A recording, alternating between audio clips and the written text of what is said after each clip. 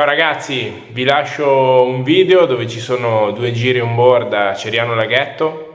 Sono stati fatti in 2 giorni diversi con la pista in diverse condizioni.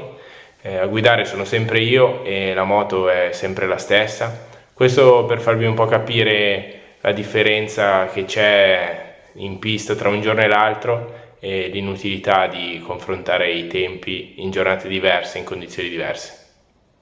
Vi lascio al video, se vi piace mettetemi un like e iscrivetevi al canale.